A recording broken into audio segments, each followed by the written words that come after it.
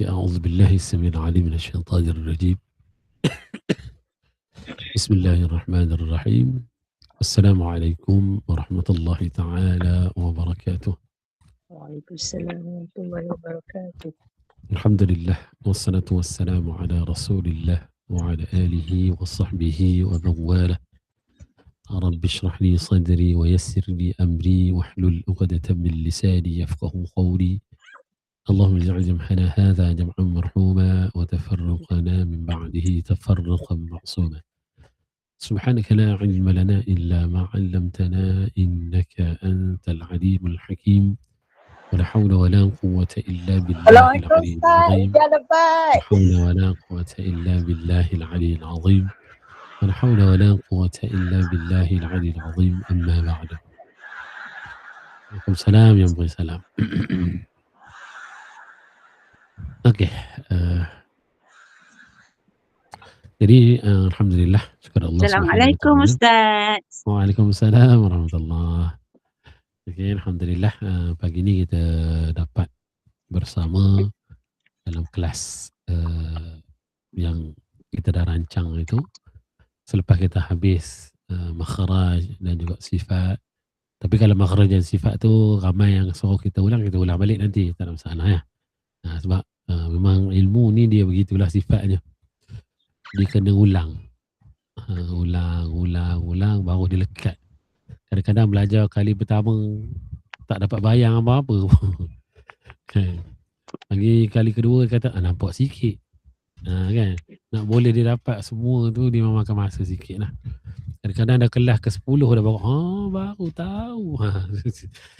Tu biasalah tu. Okay? Sebab kefahaman ni dia bukan berdasarkan kita masuk kelas ataupun siapa guru kita.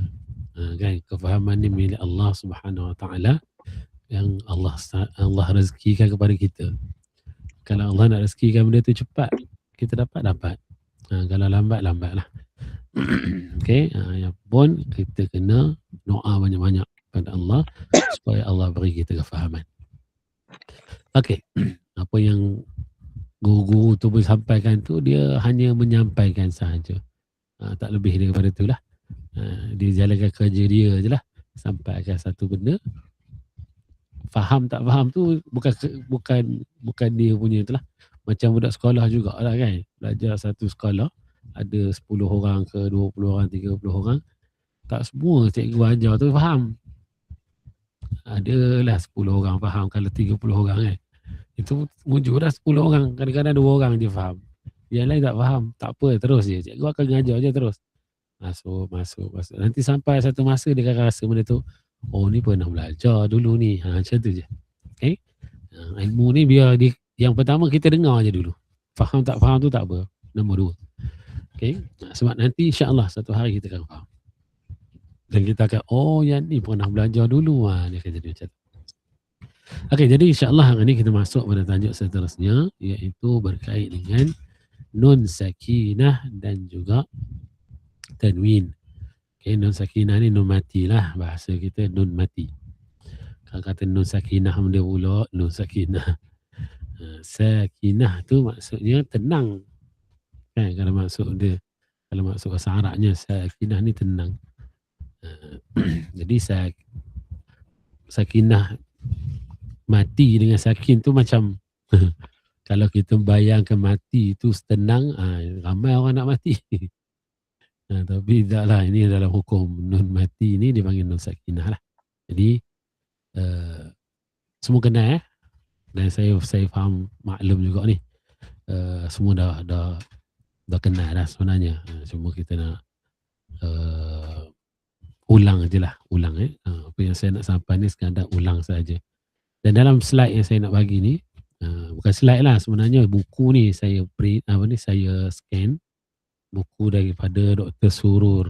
Surul Syahbuddin An-Nadwi.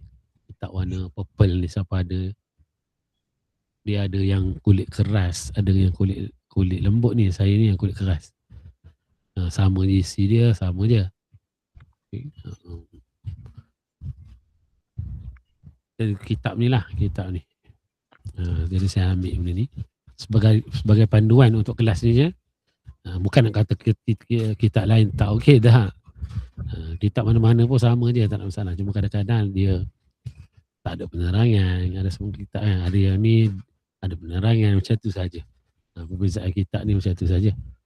Sebab saya kalau di kelas-kelas saya, kebanyakannya saya guna yang tu, kitab Kuasai Tajwid 6 jam tu. Saya guna yang tu. Kalau kelas-kelas di masjid, surau lah, saya guna yang tu. Sebab yang tu dia simple. Dia untuk orang pemula lah, kita panggil pemula. Kitab tu dia besar. Kemudian dia tak ada lah penerangan-penerangan yang macam ni, dia penuh-penuh tulisan ni kan, tak ada. Yang tu dia simple je. Dia tulis, lepas dia tulis contoh. Macam tu saja. Saya guna yang tu lah. Sebab bila kita kelas dengan orang dewasa ni, faham-faham lah kan. Kadang cermin mata tertinggal. Malam kelas tu lah dia tinggal cermin mata. Lepas tu tak nampak. Jadi saya beli kitab tu, dia besar sikit. Guna kitab tu, saya kata senang. Okey. Jadi kita masuk ni kepada nun sakinah dan tanwin. Okey, nun sakinah dan tanwin. Terdapat 6 hukum. Kalau kat sini ada 6. Biasa kita guna 5 kan. Hukum nun mati ni biasanya orang buat hukum 5. Tapi dalam buku ni dia letak sebagai 6. Sebab dia ada tambah 1 lah. Dia tambah 1.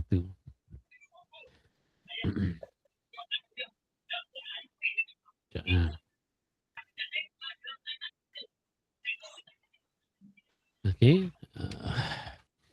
Itu apa yang ditambah kat sini? Izhar mutlak. Dia letak sekali dalam pembahagian nun sakinah kat sini. Tak apalah, kita bincang jelas sekali alang-alang dia ada kat situ. Tapi muka surat ni sampai 19. Saya tak pasti pula untuk kita habiskan. Cuma hari ni untuk peringkat awal ni, saya nak terang dulu tentang bagaimana penggunaan ataupun faham kita tentang hukum nun mati ni secara keseluruhan dulu. Lepas tu baru kita pergi satu-satu. Boleh? Saya nak pergi kepada cara buat dulu. Cara buat satu persatu ni. Apa perbezaan antara izhar, idgham, ikhfa, iqadat. Itu secara umumnya lah. Okay. Kemudian baru kita pergi kepada yang kita nak cerita ni lah, satu persatu ni. Boleh ya? Jadi kita detail ni nanti satu persatu ni, apa tu nun sakinah, tanwin, apa semua ni. Tapi kita pergilah pada tafsiran yang awal-awal ni, boleh lah. Okey. Terdapat 6 hukum bagi nun sakinah dan tanwin apabila bertemu huruf-huruf abjad ataupun huruf-huruf hijaiyah dalam Al-Quran, iaitu izhar halqi, idgham ma'al gunnah, idgham bila gunnah, izhar mutlaq, inqalab, ikhfa hakiki. Tentang nama ni jangan apa ni, jangan gaduh lah kan orang. Jangan bertelagah. Ada orang kata idgham ma'al gunnah, ada orang kata idgham bi gunnah, ada kata idgham syamsi bi gunnah. Ikutlah nama, panggillah nama apa pun. Asalkan hukum bacaannya kita tahu. Cara bacanya betul. Sebenarnya nama ni tak kisah sangat. Orang ni panggil lain, orang ni panggil lain, tak apa. Asalkan bacaan kita betul. Yang tu paling penting sekali. Okay? Jangan gaduh lah. Bak nama ni jangan gaduh. Kemudian idgham bila gunnah sama juga. Ni macam-macam nama ada ni. Okay? Tak apa. Tentang nama ni tak apa. Mungkinlah Cik Rosnah panggil lain. Ustazah Zamiah panggil lain. Atau apa itu nama panggil dia je. Yang penting cara baca tu. Okay? Cara baca kena betul. Okay. Pengertian nun sakinah dan tanwin. Nun sakinah ialah nun sukun yang tidak berbaris atau lebih dikenali sebagai nun mati. Ini bahasa kita lah. Kita panggil dia dengan nun mati. Ni dia hak biasa kita sebut nun mati, nun mati, nun mati tu. Okey. Nun sakinah adalah suara yang keluar daripada pangkal hidung, iaitu khayshum. Dan ia akan mengeluarkan suara dengung atau sifat gunnah sebagai satu ciri yang mesti ada pada nun sakinah. Okey. Maksudnya kita kena faham kat sini. Apa pun keadaan nun bila dia sukun, sama ada dia izhar ataupun hukum-hukum yang lain lah, mesti ada suara ke arah huruf nun, kecuali idgham bila gunnah tak ada lah. Sebab dia dah bila gunnah, tiada dengung. Okay? Hatta kepada izhar mutlak, kalau kita nak kata dunya contoh, adakah suara tu pergi ke arah hidung? Pergi. Sebab memang itu sifat asliyah kepada nun. Okay? Bukan hukum bacaan dia tak. Kalau kita tanya hukum bacaan dengung tak? Izhar mutlak memang tak dengung. Izhar haqi dengung tak? Memang tak dengung. Tapi suara dengung dia akan keluar juga sebab itu adalah sifat kepada huruf nun. Kena faham kat situ dulu. Okay? Bila faham yang tu selesai lah. Selesai satu perkara. Maksudnya apa keadaan nun, bila dia sukun ada suara kita akan pergi ke nun. Akan pergi ke rongga hidung tu lah. Pangkal hidung kita khayshum tu. Okay? Hatta kepada hukum izhar sekalipun. Contoh, an'amta. Dia ada suara yang pergi ke hidung. Walaupun hukum adalah izhar. Okay? Kena faham kat sini lah satu benda. Okay? Betul dari sini. Ia akan mengeluarkan suara dengung ataupun sifat gunnah sebagai satu ciri. Ciri yang mesti ada pada nun sakinah. Itu adalah dia punya peribadi dia, kita panggil. Sifat dia. Yang memang kita tak boleh nak cabut daripada huruf nun ni. Hatta kepada bukan nun sakinah. Kepada nun yang berbaris pun sebenarnya, kalau kita bincang, nun yang berharakat. Na, ni, nu pun sebenarnya ada suara yang pergi kat rongga hidung kita. Tapi dia sekadar adalah, sekadar sifat asliyah dia sahaja, tapi bukan suara dengung yang menjadi hukum bacaan. Benda tu ni. Okey. Kemudian tanwin. Tanwin ialah baris dua, sama ada baris dua di atas, fathatan, ataupun disebut fathatain pun boleh juga lah. Mana-mana ya. Baris dua di bawah, kasratain, ataupun kasratan, atau baris dua di hadapan, dhammatan, ataupun dhammatain. Tanwin adalah suatu yang bernun. Waalaikumsalam, Ustazah Nurlida. Iaitu baris yang mengeluarkan suara nun sakinah secara tidak langsung. Zaidah. Walaupun nun tersebut tidak kelihatan. Okey. Ni bunyi nun tu adalah. Dan nun memang ada pun sebenarnya. Okay. Sebab itulah hukum nun mati dan ni nanti dia ada cerita dekat sini. Ini contoh di bawah ni kata alif yang berbaris fathatan sama bunyi dengan alif fathah berserta nun sakinah. Ni contoh dia tu lah. An. Cuma kat sini dia tak apa jelas ya. Siapa ada buku tu nampak jelas sikit. Saya ni tadi scan dia jadi begitu nasib lah ya. Okay. Tu je lah termampu buatnya.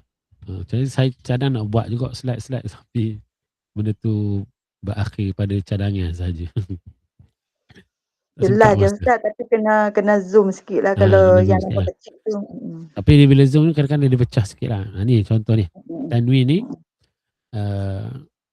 alif ni lah. Kalau sini yang hamzah kan. Pen ni dipadam pula. Baris dua ni kan. Tanwin ni sama. Bunyi dia dengan nun mati. Sama Okay. Sebahagian ulama mendefinisikan nun sakinah sebagai nun yang sunyi dari sebarang baris. Dan ia terdapat pada semua keadaan wasal. Menyambung bacaan, waqaf, berhenti bacaan, pada tulisan, dan lafaz ucapan di tengah waqaf dan di akhir perkataan serta pada kata nama, asma, kata perbuatan, af'al dan kata sendi huruf. Okey. Faham maksud ini? Sunyi daripada baris. Sebenarnya bukan nun sakinah je sunyi pada baris ni. Baris ni harakat. apa-apa huruf yang sukun ataupun sakinah dia mati, maka semuanya akan sunyi daripada harakat. Sebab itulah bila qalqalah, ini cerita qalqalah sikit. Qalqalah kan dia berasal daripada sukun. Kita matikan huruf qalqalah baru jadi qalqalah. Sebab tu qalqalah kena sunyi daripada sebarang harakat. Sebab tu kalau contoh huruf ba mati, kita bunyikan be, sebenarnya kalau be itu adalah bunyi kepada harakat, maka salah. Contoh, abe, abe, be tu kita buat bunyinya secara jelas. Be, maka itu adalah harakat. Jadi sebab tu qalqalah dia kena sunyi juga sebenarnya daripada harakat. Daripada benda yang kita buat mengeluarkan bunyi. Jadi payahlah sikit nak kawal dia. Bunyi memang macam kalau kita ajar orang pun kita kata bunyi dia ber lah kan. Tapi nak jelasnya bahawa kalau kita buat secara jelas ber tu itu salah. Susah juga nak pusing ni. Okey. Jadi tanwin pula didefinisikan sebagai nun sakinah yang zaidah, tambahan. Dia didapati secara lafaz di akhir kata nama dan pada ketika wasal sahaja. Okey. Dia berlakulah tanwin ni kita akan bunyikan dia pada kata nama satu dan ketika kita baca wasal sahaja. Maksudnya baca yang bersambung. Barulah tanwin tu kita sebut dia menggunakan bunyi nun yang sukun. Tetapi tercerai daripada kata nama itu pada tulisan dan pada ketika waqaf. Bentuk tulisan tak ada lah. Dan juga pada waqaf. Kita nak waqaf tanwin, dia tak jadi bunyi tanwin. Kan? Kita belajar kalau tanwin jadi bunyi apa? Kalau tanwin baris atas, maka dia akan jadi mad iwad. Kalau tanwin bawah ataupun baris hadapan, maka kita waqaf, kita matikan huruf tu.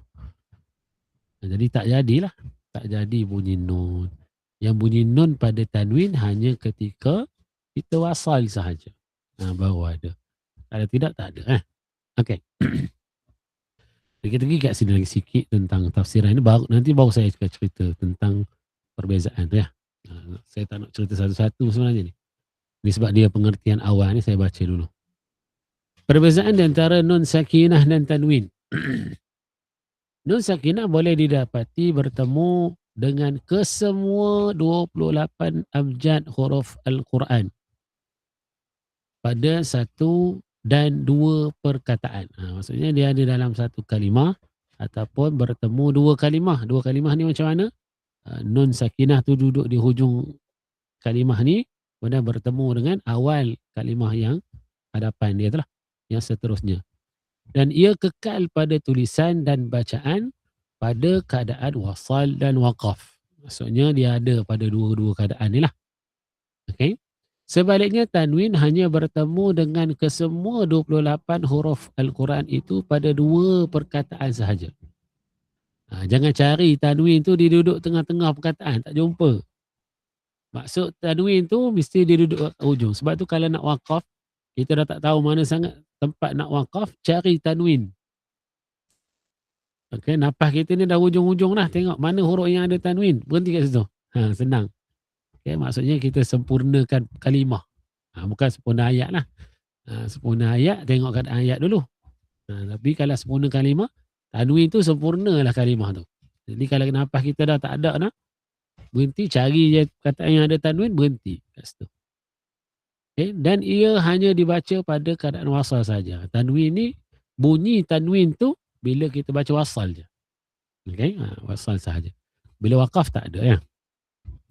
Okey, persamaan di antara nun sakinah dan tanwin. Nun sakinah dan tanwin kedua-duanya didapati bertemu dengan semua huruf abjad yang berjumlah 28 itu kecuali 3 huruf mad. Kan? 3 huruf mad adalah nun mati jumpa alif. Mad. Tak jadilah. Nun mati jumpa waw mad. Tak jadi. Tak jadi. Okay, tak ada lah. Tak ada dalam Quran. Tanwin pun sama. Tanwin baris depan jumpa dengan wow, mat. Tak ada lah. Tak ada. Okay. Kedua-duanya mengandung suara nun sakinah yang keluar dari tempat keluar, iaitu makhraj yang sama, iaitu khayshum yang mengeluarkan suara dengung atau sifat gunnah. Jadi saya ada cerita awal tadi kan. Maka kerana itulah kedua-duanya dibincangkan dalam satu bab yang sama kerana ciri-ciri yang sama yang terdapat pada kedua-duanya. Okey. Jadi kita tengok tanda dia. Tanda nun sakinah. Tapi saya sedap cakap seorang-seorang ni kan. Saya biasa kalau dalam tu saya tak guna pun benda-benda macam ni. Saya tulis kat whiteboard. Tapi sebab kelas online ni kena ada juga lah benda macam ni. Saya pun boleh dah nak buat tulis-tulis tu. Tapi nantilah saya dah try dah satu benda. Saya kata boleh. Saya nak conteng-conteng. Bukan conteng yang macam ni lah. Saya guna tab saya tu boleh jugalah. Saya masuk guna akaun lain satu kat sini. Okey. Tanda nun sakinah. Okey. Ini saya nak tanya balik lah. Saya nak tutup ni kejap. Tak aci. Buka ni tak aci. Okey. Nun mati yang ada dalam Al-Quran ada berapa jenis? Maksud berapa jenis ni berapa tanda yang ada? Kita faham. Oh ni nun mati, yang ni nun mati, yang ni nun mati, yang ni nun mati. Macam mana? Berapa jenis bentuk tulisan yang mewakili nun mati dalam Al-Quran? Ni boleh jawab. Nanti saya cakap seorang-seorang. Tiga. Ya. Semua tiga ni? Ya. Ada orang yang kata tak ada. Tak jumpa tiga. Jumpa dua je. Ketidur lagi yang lain ni. Tiga, Ustaz. Tiga. Tiga, Ustaz. Tanda tu tiga ya, Ustaz kan? Tiga je? Sepakat lah ni. Semua sepakat tiga.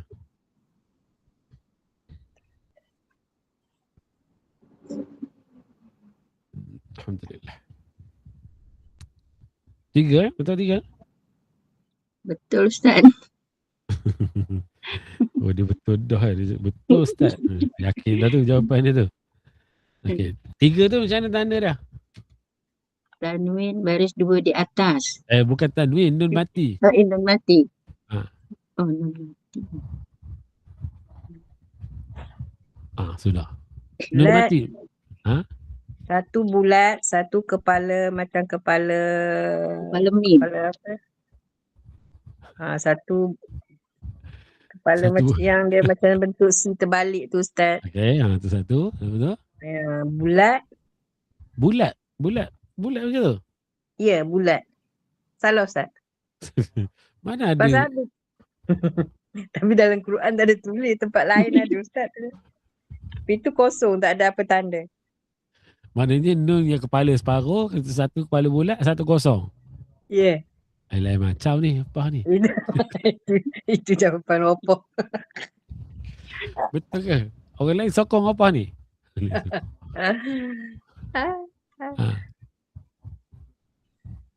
Orang lain boleh menyokong pendapat apa? Kalau yang mati tidak, yang mati tanda bawah, tanda atas dengan saya bukan tanya tanwin ni, saya tanya nun mati.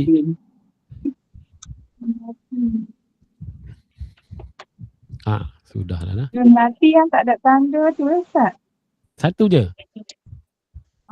Dengan salah satu lagi nun mati yang bertanda sukun tu. Lepas tu, dua je lah. Satu lagi yang bertanda huruf kecil tu tak, Ustaz? Ditanya balik saya.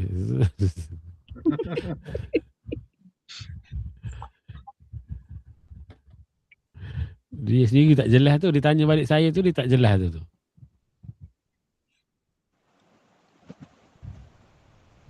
Okay, nanti saya nak ni.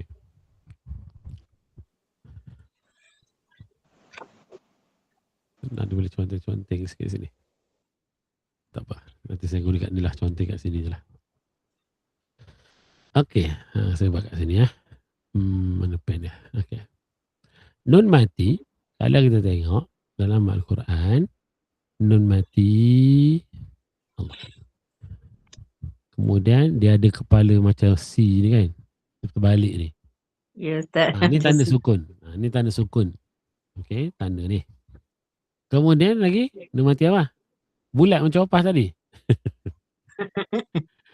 Opah cakap ada nun mati macam ni. Bulat kepala macam ni. Macam ni Opah? Ya macam tu. Ada ke? Ada jumpa macam tu dalam kitab-kitab yang bukan Quran lah. Ya, dia macam sukun ya Ustaz lah. Bulat dengan sukun tu. Dah. Orang lain jumpa tak ni? Ada tapi bukan dalam Quran Ustaz. Ada. Kalau bukan dalam Quran tak payah ada cerita. Oh ya Ustaz. Ni yang ada dalam Quran. Ada Quran. Ada ke tanda ni? Tak jumpa. Tak jumpa kan? Tanda tu ada tapi bukan nun. Bukan nun yang ada tanda bulat besar, bulat betul ni bukan nun. Tanda apa? Ya. Huruf alif Kan?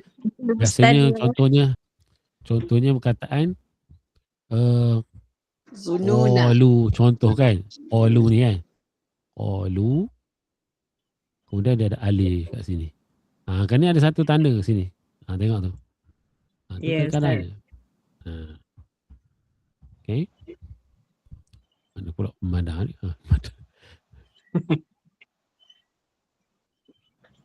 Okey, jadi tanda bulat tu tak ada. Yang ada tanda nun kosong je. Tu ada. Kosong macam tu ada. Ustazah Umi ni sanggup tulis je.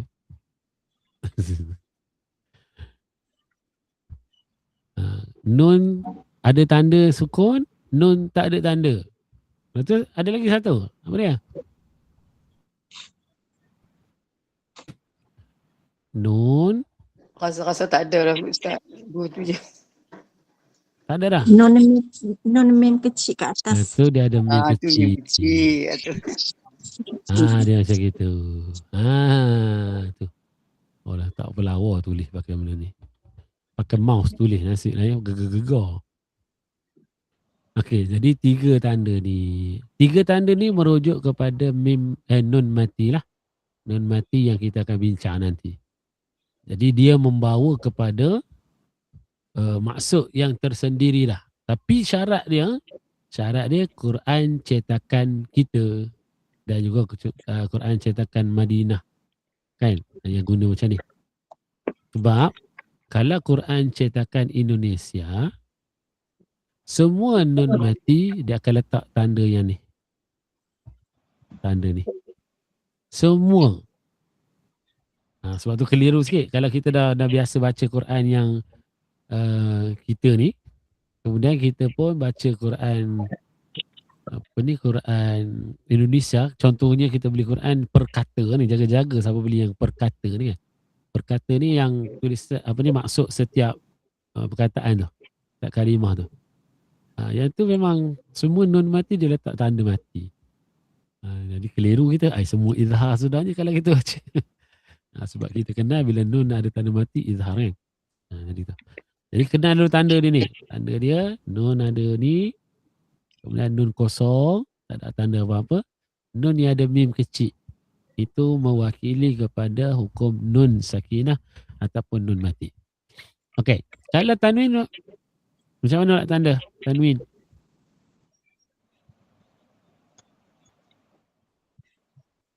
Tanwin baris atas. Macam mana tanda? Selari dengan tak selari. Selari ya. Dua je? Ya. Nun mati tadi 3. Kenapa dia 2 pula? Satu lagi tak tahu apa.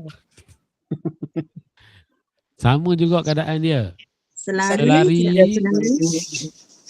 Selari Lagi ada sama tak? satu. Satu lagi huruf B. Ada huruf B macam huruf B. Sama je. Situasi dia sama je. Kemudian dia tak selari. Kemudian ada mim Mim kecil je.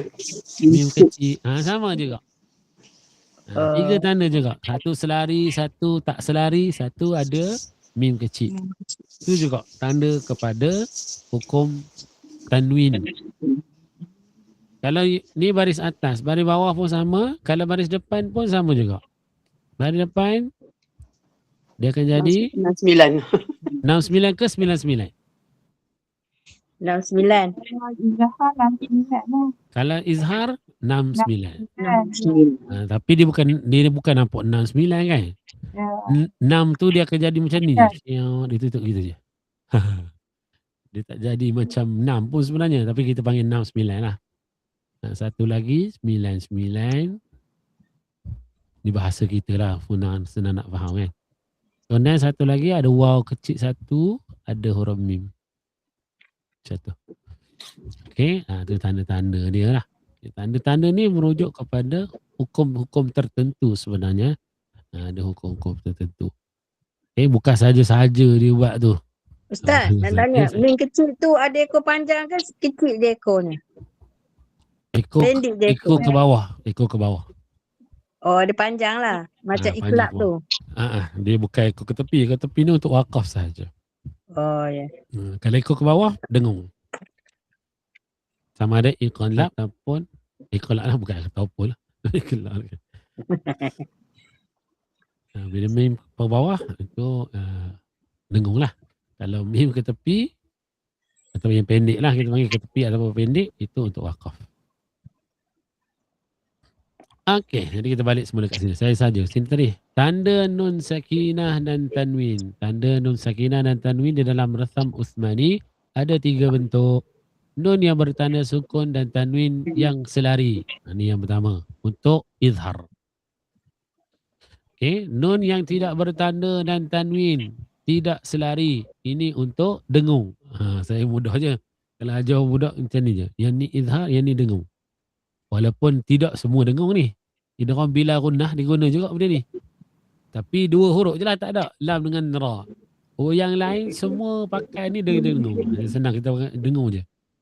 Nanti lam dengan ra tu dia ada sabdu kat lam, ada sabdu kat ra. Kalau untuk budak lah, untuk orang tua tak boleh lah. Nun dan tanwin yang disertai huruf mim kecil. Ni sama yang kita sebut tadi lah. Nun ada mim kecil. Kemudian kalau baris tanwin tu, dia buang satu baris diganti dengan, sebab tu iqlaq ni maksud dia ganti kepada mim. Okey, tanda-tanda ini menunjukkan hukum-hukum dan cara bacaan yang berbeza bagi nun sakinah dan tanwin yang akan dihuraikan selepas ini. Perbincangan mengenai hukum nun sakinah dan tanwin ini akan diperjelas satu persatu, meliputi pengertian hukum setiap satu, huruf-huruf, cara bacaan, tanda-tanda, sebab berlaku, sebab penamaan, contoh-contoh dan perkara lain yang berkaitan dengannya insya-Allah. Okey. Jadi saya tak nak pergi dulu kat satu-satu ni. Saya nak pergi secara umum dulu. Okey. Saya rasa macam nak menulis juga benda ni kan. Sekejap macam mana nak buat?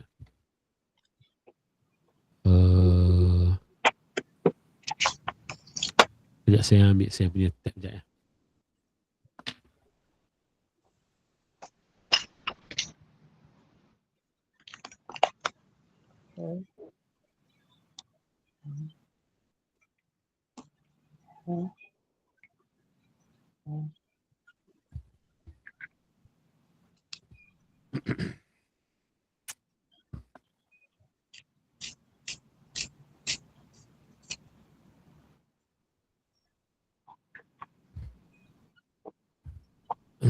Dan saya rasa kita tak akan habis untuk hari ni, sehari. Saya rasa benda ni macam panjang pula. Kali ikutnya macam sekejap je. Tapi saya rasa macam kita perlu lama benda ni.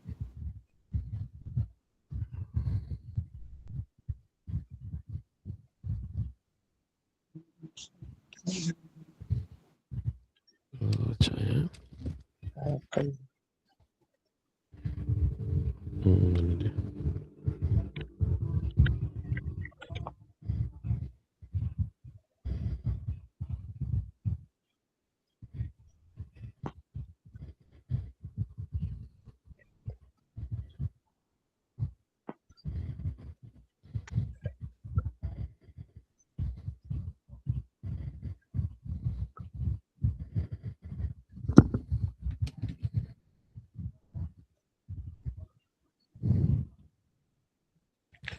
Dia bila orang tua nak main dengan benda-benda macam ni kan, lambat aja.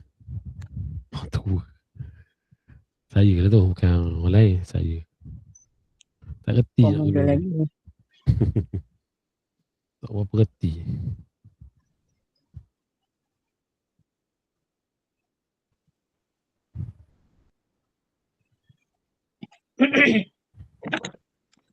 Kami lagi tu.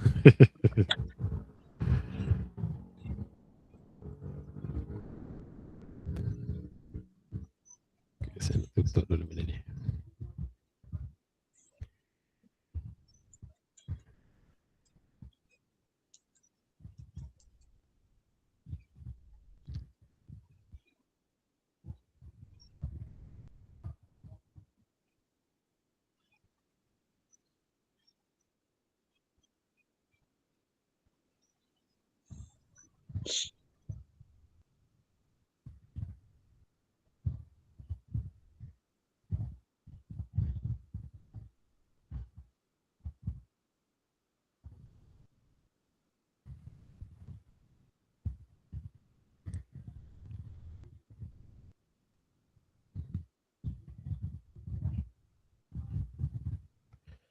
Okay, saya ada whiteboard hari ni, lain sikit.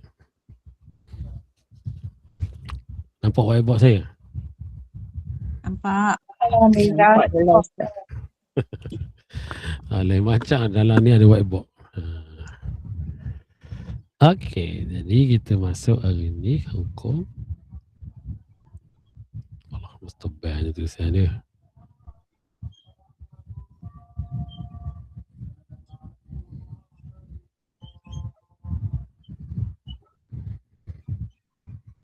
Jadi hukum nun mati. Sedap juga pakai benda ni. Okey, biasanya kita akan bincang dia kepada 4 perkara, betul? 4 Apa dia 4? Yang pertama izhar. Yang kedua ikhfa. Yang ketiga idgham. Kemudian yang keempat iqlab. Okey, saya nak pergi kat sini dulu. Secara umum. Okey. Apa yang boleh kita faham kepada 4 benda ni? Izhar apa dia? Bacaan yang jelas. Jelas. Kalau ikhfa, Sembunyi. Tersembunyi. tersembunyi. Idgham, Dengung. Memasukkan. Memasukkan. jangan dengung. Memasukkan Ustaz. Okey, memasukkan. Iqlab, Ikhlas. Tukar. Ganti. Ganti. Okey, nanti. Jadi itu secara tafsiran dia lah. Izhar, apa ni? Jelas. Dia mati pula benda ni. Saya nak padamkan dia punya ni kejap. Lock screen ya. Okey.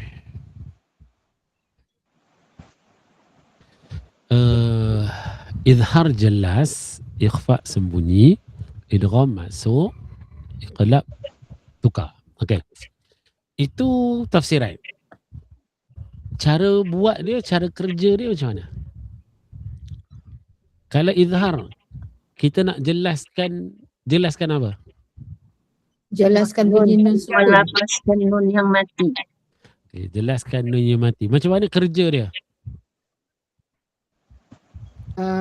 Makhraj hujung lidah dia ke makhraj nun. Okey. Sekarang ni fokus kita nun dulu. Nun mati tanwin ni nun lah maksudnya. Bila kita nak sebut izhar, nak jelaskan izhar macam mana? Ada orang dia kata jelaskan nun. Macam mana nak jelaskan nun? Lidah kita mesti duduk pada makhraj huruf nun. Itu pertama.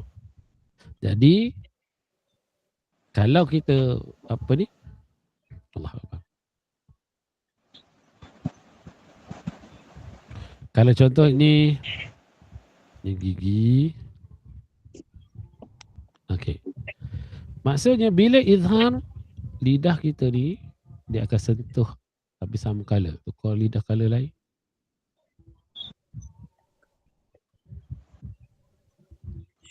Okey. Nun ni lidah yang warna biru ni lidah. Warna merah tu gusi, lelangit kita lah. Maksudnya bila izhar, apa yang kena buat? Izhar, lidah kita kena sentuh lelangit. Itu kerja dia. Okey. Nak sebut izhar macam mana? Angkat letak lidah kena kat lelangit. Apa keadaan izhar? Semua keadaan izhar kena angkat lidah kena kat lelangit. Itu kerja buat dia. Menjelaskan bunyi nun yang sukun. Cara kerja dia, angkat lidah kita, sentuh kat lelangit. Itu kerja buat dia. Kalau kita baca an'amta minhu minha. Okey, itu kerja dia. Kalau ikhfa kena buat macam mana? Ikhfa sembunyikan bunyi nun sukun. Sembunyikan. Ikhfa ni sembunyi. Samar. Lagi apa lagi? Tak jelas. Jadi macam mana pula kita cara kerja dia? Di hujung lidah tu dia tak menyentuh. Dia dekat tetapi dia tak menyentuh kepada makhraj nun. Okey. Tapi dia berhampiran huruf yang kita nak dengar. Ikhfa. Hujung lidah. Bukan hujung lidah, dia ikut huruf ikhfa tu Ustaz. Okey. Ujung lidah tidak menyentuh di mana-mana makhraj huruf. Digantungkan Ustaz. Gantung pula. Maksudnya menghampiri ke makhraj. Kalau gantung mati pula dia nanti. Menghampiri Ustaz. Okey, jadi ikhfa ni satu je kena ingat dalam kepala. Yang pertama, kalau Ustaz. tadi untuk apa ni? Untuk izhar ni kerja dia kan. Kena sentuh lelangit. Jadi ikhfa lawan dia. Tak boleh sentuh lelangit. Tu dulu. Faham yang tu je dulu. Okey dah. Maksudnya ikhfa ni macam mana? Kalau nun tadi sentuh lelangit, kalau izhar, jadi ikhfa tak boleh sentuh lelangit. Nak pergi kat mana ujung lidah kita, gigilah kat mana gigi. Asalkan jangan sentuh. Kapun. Itu secara asasnya macam tu. Nak duduk mana lidah kita tu? Ada orang kata gantung lah, ada. Okey, itu sebab tu saya kata itu ikut level kita. Ikut level kita. Ada orang kita kata di sisi huruf. Dia huruf pun tak kenal. Kata di sisi huruf ta. Huruf ta kat mana dia buat macam tu letih kita. Jadi syarat dia untuk ikhfa mula-mula lah. Kalau pemula, lidah jangan sentuh lelangit je. Buat yang tu je. Soal dia nak gantung ke, dia nak duduk bawah ke, nak duduk mana, ikut dia lah. Jangan kena. Okay? Jadi berlawanan dengan izhar tadi. Cukup. Kalau izhar tadi sentuh lelangit, untuk ikhfa jangan sentuh lelangit. Itu saja. Okey, untuk peringkat pertama. Untuk orang yang pemula kita panggil. Beginner. Untuk orang yang dah advance, baru kita pergi kepada di sisi makhraj. Okey, di sisi makhraj. Okey. Tu baru untuk level yang lain dah. Tapi untuk orang level pemula, cukup sekadar dia tak sentuh lelangit, cukup dah. Sebab tu ada orang guna istilah lidah tergantung tu. Duduk tergantung-gantung di awang-awangnya. Atas tidak, bawah pun tidak, duduk tengah-tengah. Tujuannya apa? Tujuannya dia tak nak sentuh lelangit tu lah. Okay. Dan sebenarnya ikhfa ni yang susah adalah panjang harakat dia. Itu susah. Sebab tu untuk orang pemula kita dapatkan panjang harakat dia dulu. Bunyi dia salah tak apa, biar dulu. Sebabnya orang kita ni dia lemah dalam memanjangkan bunyi dengung tu. Sebab tu dia orang baca kan wala antum. Dia baca macam tu. Artinya antum kan. Dia baca wala antum abiduna ma a'bud. Okey, wa min syarri hasidin wa min syarri. Berapa ramai yang baca macam tu. Jadi untuk peringkat pertama dapatkan panjang dia dulu. Okay, lepas tu baru kita ejah bunyi dia. Kalau nak buat semua benda dalam satu masa, memang tak mampu dia orang.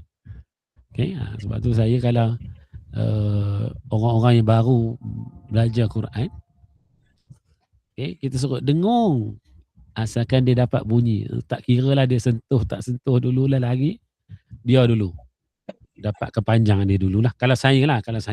Sebab pada saya memanjangkan tu lebih susah daripada kita nak meletakkannya. Dia dah dapat dalam dengung dia tu nanti, okay, kita ejah pula tentang cara pelaksanaan dia lah. Tapi kat sini kan, kalau izhar tadi sentuh, jadi untuk ikhfa, ni gigi kita, maknanya lidah jangan kena. Gitulah. Mudah ya. Itu untuk izhar. Kalau untuk idgham,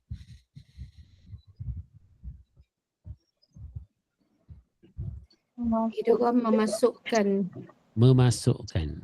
bunyi nun sukun, dengung. Nun sukun tu kan bila dia sukun kan dia ada sifat dengung dia tu. okay. So memasukkan bunyi nun sukun tu. Okay, jadi kita pecah dulu lah. Nanti pening pula, idgham ni ada dua kan. Ya. Okay, idgham ni pada dasar dia ada dua lah. Idgham satu ma'a, satu bila. Okay, ma'a ni bersama, bila ni tidaklah. Kalau sini huruf dia, kalau ma'al gunnah berapa huruf? 4. Kalau bila gunnah? 2. 2. Okey, semua boleh jadi cikgu lah kedah ni sebenarnya. Patut saya kena jadi pendengar sebelah ni. Nanti kita buat gila-gila pula. Minggu ni orang lain, boleh tak? InsyaAllah Ustaz. Minggu depan opah. Setakat ni tak boleh lagi. Minggu depan opah. Lepas tu Laut dah pergi Ustaz pakai lah. minggu dah satu lagi Cik Zainab. Lepas tu Ustazah Zamiah. Lepas tu Ustazah Jamilah. Lepas tu Ustazah Aisyah. Tak tetapkan jadual, saya tak datang. Okey. Ada. Jadi idgham memasukkan. Jadi masih ada tak bunyi nun yang jelas? Ada. Tidak. Maksudnya bila ada tak cara kerja yang ni warna hijau ni, ada tak? Yang warna hijau yang ni. Tidak. Yang hijau saya buat ni. Ada tak? Tidak. Maksudnya lidah kita menyentuh ke langit. Ada tak? Tidak. Untuk huruf nun. Tak ada dah. Okay. Tak boleh buat. Sebab bila kita angkat lidah kita sentuh le langit pada makhraj nun, maka itu bukan idgham. Okay? Kecuali idgham ma'al gunnah, nun bertemu nun lah. Sebab dia masuk dalam nun juga. Okay? Tapi bagi huruf lain, tak adalah. Okay? Jadi kalau idgham bila gunnah, huruf lam dan ra sempurna masuk ke dalam huruf lam dan huruf ra. Dan untuk huruf ya, waw, mim, nun, nama hukum dia sama. Okay?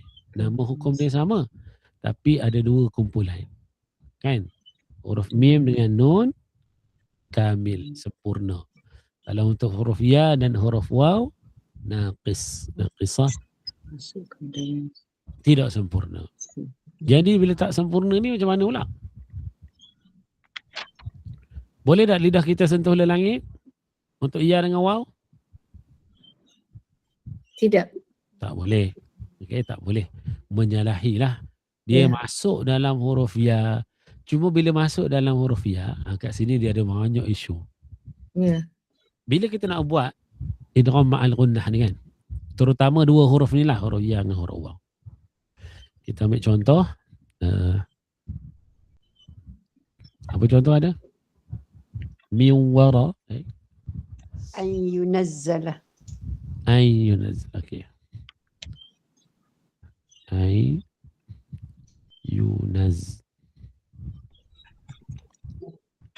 Okay. Nun mati jumpa ya. Yuna. Okay. bila macam ni, kita nak bunyikan, nak masuk dulu ke nak bunyi dengung serentak?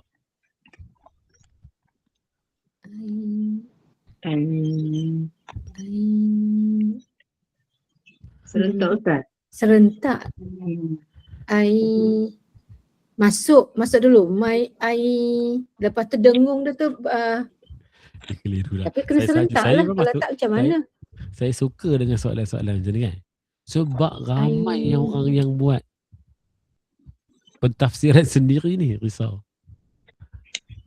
Kalau baris bawah, contoh untuk Ria baris bawah.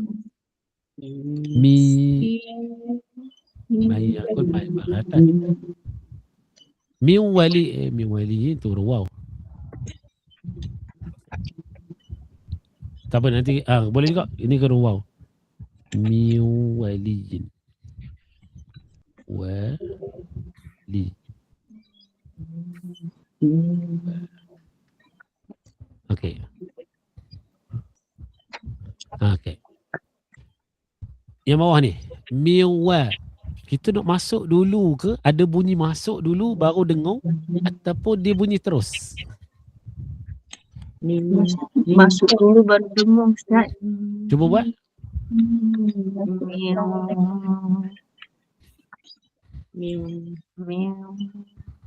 Masuk kalau dia sebut mim tu, lepas tu baru masuk wow tu Ustaz. Okey, kalau sebut mi dulu, okey, mi tu memang kita kena sebut dulu. Ya. Sebab dia tak kacau dengan nun mati lagi, mi tu. Okey, mi memang tak kacau bunyi dengung. Mi tetap kita kena jelaskan. Itu tak boleh nak buat apa-apa. Yang saya soalkan adalah bunyi masuk tu. Bunyi masuk tu contohnya kalau kat wow, kita pergi kat wow dulu. Miu baru dengung. Miu ataupun dia pergi serentak. Masuk dahulu Ustaz. Masuk dahulu baru dengung dia. Maksudnya ada dua bunyi. No, dia bukan dua, dia miu. Kalau kita kata masuk dulu kemudian dengung, maka akan ada dua bunyi. Berserta kan. Masuk serta Hai. dengung, masuk terus Ustaz terus dengung. Sekali serentak. Betul lah sebab dia kan dia idgham. Idgham kan masuk. Okay. Perbuatan tu kan idgham dahulu, idgham ma'al gunnah berserta dengan dengung. Dia masuk dahulu baru dah ma'al gunnah. Dia masih nak menegakkan ni. Masuk Okay. dalam Kalau Ustazah Aisyah kata macam tu, maksudnya dia akan ada bunyi masuk dulu. Miu masuk. Kalau Kak Aisyah cakap masuk kemudian baru dengung, maka kita akan pergi kat miu dulu. Kemudian baru dengung. Miu macam tu. Jom gaduh dengan Aisyah dulu. Miu. Asyik dia tak straight ke dengung tau. Dia tidak menjadi miu. Kan? Miu waliin. Saya tak dengar saya cakap. Ustaz, kiranya kita masuk itu miu terus muncul kan. Kalau wow miu. Tu bagi Ustazah Nolida. Okey. Umi. Kak Umi. Dia kalau dalam istilah idgham ma'a tu maknanya bersama. Bila bersama berserta bergandengan tangan jom masuk. Right? Okay. Kalau dia kata ba'dah barulah masuk dulu kaya kemudian. Itu pada Umirah maksudnya. Itu. Okey, dua pendapat. Ma'a tu bersama. Dua pilihan. Dua pendapat. Tak apa. Tak apa, benda ni Ustaz kan nanti suka sebenarnya bagi soalan. Benda ni nanti sebenarnya saya akan perincikan. Dia ada dalam nota tu ada sebenarnya. Tapi saya tak nak Tapi pergi Ustaz dah tutup. Tak nampak. Bukanlah, benda tu saya akan cerita balik nanti satu-satu daripada izhar sampai habis. Tu saya akan buat balik. Cuma saya nak uji kita belajar dah lama tapi tak dapat. Tahu. Kan sebab saya nak pergi yang umum dulu. Kita ingat. Bukan tak dapat. Soalan ni orang lain, ustaz lain tak kasih soalan gini. Tapi Soalan Ada. Cuma tak kena kat kita. Saya tak kena. Ustaz, betul tak kalau saya cakap menggabungkan suara nun dan tanwin ke dalam huruf yang berbaris serta dengung? Boleh Yalah, tak? kalau gabung tu maksudnya dia akan satu bunyi lah. Dia kata akan Hmm. terus pergi. Terus macam tu. Miu terus pergi macam tu. Okey, dia ada dua jawapan je. Dua jawapan je. Satu, bunyi tu dia akan pergi terus.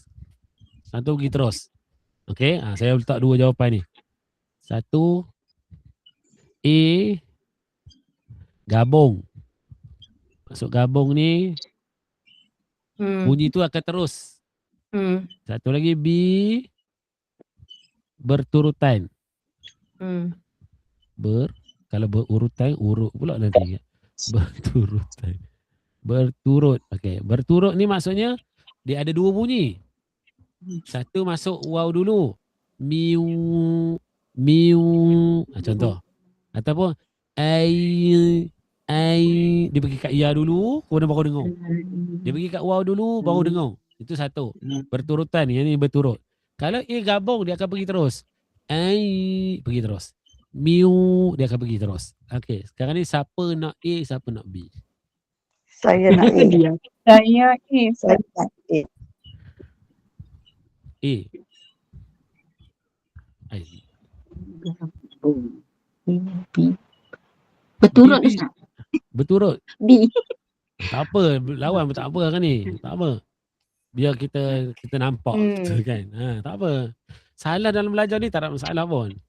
Kadang-kadang teori kita salah, kita baca betul je. Macam tu.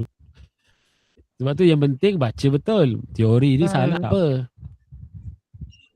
Gabung Ustaz. Gabung. Masuk serta dengung Ustaz. Dalam nakis. Masuk serta dengung Ustaz. Okey, nak pakai mana ni? A ke B? A lah. A, gabung lah. Maksudnya dua-dua bunyi. Terus, sekali, serentak. Okey. Orang lain? Hazan. Hazan ni dia dengar je ni.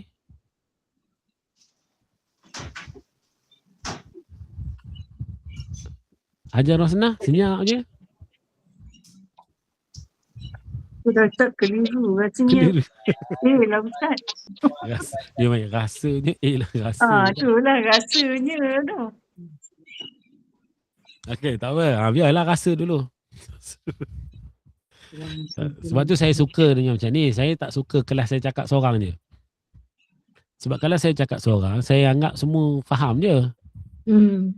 Kan? Biar macam ni, tak apa. Biar kita berselisih pendapat pun tak apa. Tak ada masalah. Dalam lidah Ustaz. Jangan terasa hati, sudahlah. Dia tak terasa hati Ustaz. Kalau salah dapat malu je. Tu je. Betul. Okey je sebenarnya. Kadang-kadang bukan apa. Kita baca betul je. Cuma kita rasa macam faham kita begitu. Tak salah pun. Teori dia tak apa pandai. Sebab tu saya risau. Bila ramai orang yang buka room. Kan? Tapi dia sendiri tak jelas tentang benda-benda macam ni. Bila ada orang tanya, dia mula buat andaian dia sendiri. Kan? Dia pun akan fikir sendiri. Dia cari jawapan. Dia pun tak faham juga sikit. Dia pun, sebab orang tanya, dia bila host ni kadang-kadang, dia adalah ego dia sikit. Dia takkan nak nampak dia tak tahu. Itu satu perangai lah kan. Sebab tu kalau saya tak tahu, saya cakap je saya tak tahu. Dia tu tanya orang lain. Saya cakap macam tu je. Saya jelas kalau saya tak tahu, saya takkan tembak. Sebab berbahaya. Benda ni melibatkan hukum. Nanti orang akan pegang cakap kita. Kan? Nanti orang akan pegang. Sebab tu saya tak berani. Kalau nak buat bedah tajwid, saya tak berani. Saya tak mahir sebenarnya. Saya ada sikit-sikit ni, saya tolong sikit-sikit je. Sebab tu saya risau, saya banyak bawa ustazah-ustazah dalam kat tempat saya ni. Kalau saya tak dapat jawab, dia orang tolong jawab. Ustazah Zamiah ada. Ustazah Zamiah ada, Ustazah Umi Walidah ada, Ustazah Aisyah ada. Allah, saya tak sampai lagi. Ustazah Jamilah ada, Ustazah Zainab ada. Jauh lagi Ustaz. Ustazah Husna pun ada. Okey, kita pergi ke semula kat sini. kelas kita ni dia akan panjang sikit ya. Dan saya tak nampak untuk kita akan habiskan terus hari ni ya. Banyak lagi benda yang kita nak buat ni. Tapi macam ni lagi seronok. Kan? Kita biar slow-slow lah. Saya suka benda tu dia bergerak lambat sikit. Asalkan biar faham. Daripada kita laju habis, seronok habis. Itu tak faham benda-benda rupanya. Nanti kita akan pergi pada contoh bacaan. Dan bacaan tu saya nak dengar seorang-seorang lah kalau boleh. Bacalah. Ambil peluang sebenarnya. Al-Quran ni dia tak boleh kita dengar, rasa-rasa faham. Sebab tu buat kata dia Ustazah Umi tadi. Ramai yang faham teori tapi bila baca bergulung lidah. Bergulung lidah. Sebab huruf nun dan tanwin ni belajar sekolah rendah lagi. Tu dah. Tu dah. Tapi dia ada pro dan con lah orang belajar teori ni. Ada orang yang dia faham, bukan faham. Maksudnya dia belajar, dia hafal semua kan. Dia tahu dalam nun ni jumpa ni ikhfa, kalau nun ni jumpa ni idgham, yang ni iqlaq, yang ni semua dalam kepala kita. Tapi bila dia baca dengung pun langgar. Bila tu kita tanya, ni hukum apa ni? Ini ikhfa. Lah kenapa tadi baca tak dengung? Dia tahu. Tapi dia tak praktik apa yang dia tahu tu. Dia teori je kot Ustaz, dia tak talaqi. Kan? Ada orang baca hari baik betul. Kita cari, tak ada salah ni. Tanya hukum tak tahu. Tanya, ini hukum apa ni? Ini, pula dah. Dia terbalik pula. Saya tu Ustaz, saya Ustaz. Kan? Dia jadi macam tu. Tapi mana lebih baik? Antara dua ni tadi. Yang kedua. Yang betul. Yang kedua tadi, yang baca betul tadi kan. Yang tu lebih baik. Adapun kalau dia dapat dua-dua, itu lebih baik. Itu je lah. Itu je lah. Tapi kalau nak tanya antara dua tadi, orang yang ingat teori tapi bacanya tak berapa okey, daripada orang yang tak ingat apa-apa teori, tapi dia baca sangat baik, sebenarnya dia lebih baik. Sebab ilmu ni dia fardhu kifayah. Tapi praktikal bacaan itu fardhu ain. Jadi kita nak kena dapat yang fardhu ain tu lah. Fardhu ain. Okey. Tadi kita pergi kat sini semula. Kelas kita ni dia enjoy je. Jangan stres. Saya tak nak kelas stres. Sebab tu saya selalu tanya soalan, nak bagi respon, bagi dia cakna sikit. Kan dia dengar, duk ngangguk dalam kelas. Faham lebih sikit Ustaz kalau macam tu. Okey, jadi kita pergi kat sini semula. Okey. Antara gabung dan berturutan. Walaupun namanya idgham ma'al gunnah. Idgham masuk bersama dengung. Bila sebut bersama ataupun ada idgham bi gunnah, masuk dengan dengung. Jadi bila perkataan dengan bersama ni dia merujuk perkataan yang menggabungkan. Maksudnya dia bersekali. Bersatu. Mudah ni kan. Bila bersatu. Jadi bila bersatu tu dia akan pergi sekaligus. Dia takkan jadi ada dua bunyi lah. Okay, sebab tu saya risau ada orang yang dalam TikTok ni ada. Dia kata masuk dulu. Dia kata masuk dulu baru dengung. Saya risau je. Macam mana nak buat tu? Dia dua bunyi lah. Kalau contoh miu, pergi kat wow dulu dia kata. Miu. Lepas tu baru dengung. Miu. Dia macam tu. Sebab idgham dulu. Dia faham macam tu. Sedangkan dia lupa ma'a tu maksudnya bersama. Takkanlah bersama idgham dengan gunnah tu dia nak tulis sekali. Macam tu. Contoh. sebab dia kan tulisan dia idgham ma'al gunnah macam ni.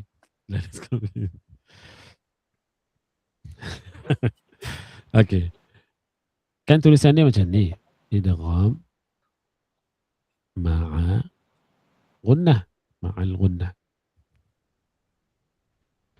Jadi orang kira akan pegang ni, idgham dulu. Sebab dia tulis idgham dulu. Jadi takkanlah pula dia nak tulis macam ni. Idgham sebab nak tunjuk bersama, gunnah tu tulis sekali sini. Boleh? Sebab nak tulis sama. Kalau tidak nanti dikata lain. Pisah. Idgham dulu. Baca pun tak boleh macam tu Ustaz. Kita nak tunjuk contoh lah. Contoh. Jadi kena, sebab tu risau. Kalau Saya risau. birunah tu sama je kan? Sama je, nama je lain. Okay, nama lain. Idgham birunai, nama arunai ni sama je benda je. Okay, nama lah, panggilan lain-lain. Okay, jadi bila sebut ma'a ni, ni perkataan besar dia sebenarnya. Salah terpadang pula. Okay, ma'a tu yang pentingnya. Ma'a tu merujuk kepada bersama kan. Ni ma'a ni. Allah Akbar. Salah pen. Jadi ma'a ni menguatkan bersama. Okay, bila bersama tu buat kata Umi tadi lah. Ustazah Umi. Bersama ni contohnya beriringan tangan. Pergi masuk sekali sama-sama. Bila bersama tu maksudnya dia lah pergi sekali. Idgham dengan gunnah tu bersama. Macam tu. Okay. Maksudnya perbuatan idgham dengan perbuatan gunnah tu mesti bersama. Baru jadi idgham ma'a gunnah. Ma'al gunnah. Okay. Bersama tu maksudnya dia dua-dua tu idgham dengan gunnah ni kerja dia bersama. Bersama. Jadi pergi mi, tapi mi kena mi dulu. Jaga-jaga. Bacaan mi tetap kena mi. Ni mi ni kena mi dulu. Jangan pergi terus miung miung. Okay? Mi kena mi dulu. Yang nak bersama tu apa? Nun mati dengan waw tu yang nak bersama. Tahqiq. Mi tahqiqkan dulu. Mi. Jadi tahqiqkan mi macam mana? Turun dulu ni. Mi. Mi. Turun dulu. Mi. Kemudian baru nun dengan waw tu. Miu. Miu. Wali. Miu. Jangan pergi. Miu. Miu. Terus. Okay. Tentang sebab tu Kak Jamilah saya kata dah. Kalau room-room yang tertentu jangan naik. Sebab tu tadi saya kata dia berturut sebab miu dia tak terus pergi ke macam Ustaz buat miu kan. Sebab tu saya ingat itu dia pergi berturut miu sebab dia kena pergi juga kepada makhraj wow sebelum dia mula dengung. Miu dia bagi pemahaman saya lah, teori saya. Tapi salah lah juga. Maksudnya yang tak berturut tu bunyi mi tu yang tak berturut. Okey. Tentang yang pergi wow dengan dengung tu dia mesti sekali. Dia sekali sekali. Alright. So teori saya tak betul. Teori akak tu dia kena pada mi tu. Dia bukan pada wow. Dia kena pada mi, bukan pada wow. Alright. Pada wow. Kalau wow dulu baru dengung, yang tu dia akan pasti akan wujud dua bunyi. Dia akan jadi dua bunyi lah. Dia akan jadi miu, miu. Sebab itu kat wow. Sebab tu saya kata saya belum layak lagi. Tapi ada benda yang dia kena tu nanti. Sebab dalam tajuk akhir kat sini, dia ada tajuk berkait dengan qiraat lah apalah. Tu nanti kita bagi. Tu dah level tu dah. Tiba atas dah. Ustaz Syah. Sebab dia level langit ke-13 saya petang semalam. Masak kena. Dia orang bincang ni mana main atas dunia ni, main kat langit lah. Level yang bincang tu semua ustaz belaka. Kita diam je lah. Okay. Kena bawa soalan juga walaupun betul. Sebenarnya nama dia tu kan, dia dah beri tanda dah kat kita sebenarnya. Nama dia. Hukum non mati ni kan. Nama dia ni dah menjelaskan cara baca sebenarnya. Kan. Idgham bila guna, idgham memasukkan dengan tidak dengung. Masuk tanpa dengung lah. Jadi kita masuk tak ada dengung. Jadi suara ke hidung dah tak ada. Jadi nun memang tentu tak buat dah. Sentuhan kepada nun dah tak ada. Jadi gunnah dah tentu tak ada lah. Bila gunnah tak ada, suara ke hidung dah tak ada. Sentuhan pada makhraj nun dah tak ada dan bunyi suara ke hidung pun tak ada juga. Jadi itulah maksud dia. Ikhfa hakiki, sembunyikan hakikat. Hakikat apa? Hakikat huruf nun tu. Hakikat huruf nun macam mana? Lidah kita sentuh le langit. Jadi untuk ikhfa hakiki, perkara pertama kena buat adalah tidak meletakkan lidah kita pada le langit. Dah selesai. Selesai dah ikhfa sebenarnya. Dan macam ni.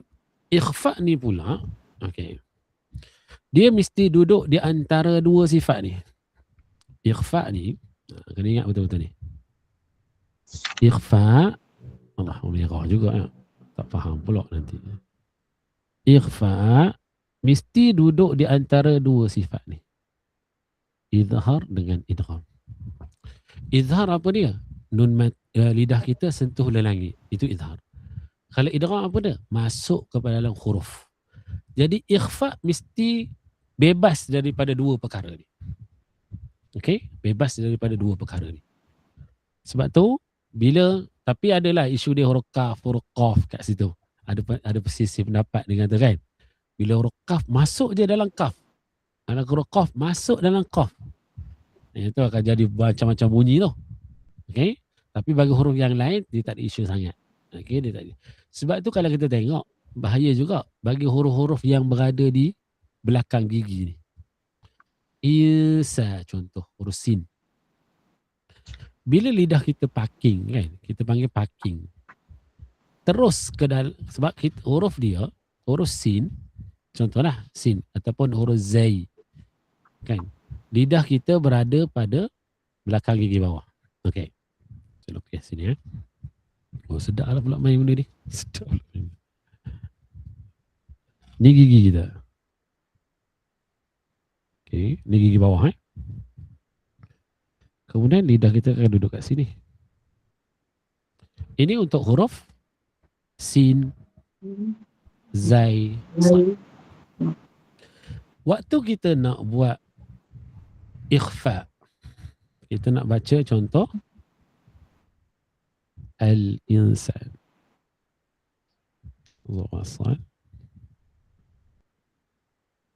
Hamzah sini. Hamzah kat bawah ni. Okey, gitulah. Saya tak tahu.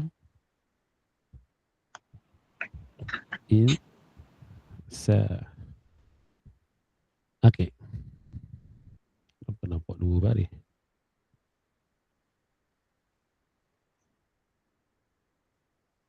Hamzah dari bawah. Okey. Bila keadaan macam ni, macam mana lidah kita nak duduk? Waktu kita nak dengung kat sini. Lidah kita duduk kat mana? Boleh tak kita nak sentuh kat gigi kita tu?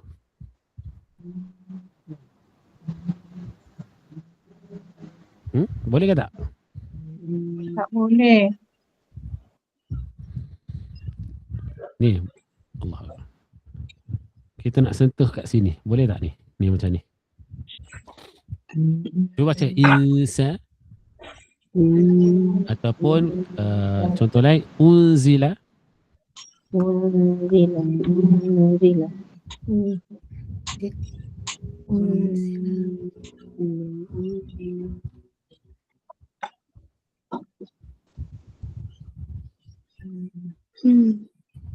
Boleh tak lidah kita sentuh kat situ? Tak boleh. Sebab Tak kalau boleh. sentuh dia akan menjadi izhar. Izhar. Jelas nun tu. Kalau sentuh. Saya tunjuk tu bukan kat tempat nun tu. Oh, sorry. Makhraj Zai. ni. Dia tak boleh. Tak boleh sentuh. Dia menghampiri. Dekat saja. Yang ujung dia tu angkat. Sebab tu jaga-jaga. Dekat saja. Dekat huruf ni jaga-jaga. Maksudnya kita dah tahu hujung lidah kita kalau sentuh dekat gigi tu jelas bunyi sin dengan nun, jadi dia akan idgham. Okay? Jadi bila ikhfa dia mesti duduk di antara izhar atau dan idgham. Dia tak boleh buat dua benda tu. Dia tak boleh buat izhar, maksudnya lidah kita sentuh le langit, tak boleh. Kemudian dia tak boleh idgham, tak boleh masuk dalam huruf seterusnya, tak boleh. Maksudnya kalau kita dah parking siap-siap pada huruf seterusnya, salah. Itu akan jadi idgham. Jadi dekat sini yang bahayanya sebab lidah kita duduk bawah. Jadi kena tarik sikit. Jangan biar dia duduk kat gigi tu. Insa'nain. Okay. Sebab tu kalau kita kata huruf kaf, kita baca minkum. Kan? Kita rasa lah kan. Kita rasa macam minkum tu. Saya kena lokis kejap. Sedap pula main lokis ni. Kena contoh lah Okay. Kemudian bila kita ming, kita pun angkat lidah kita kena kat macam tu lah. Ini contoh lidah kita. Okay. Lidah kita tu, waktu kita ming, kita sentuh tak le langit? Tidak.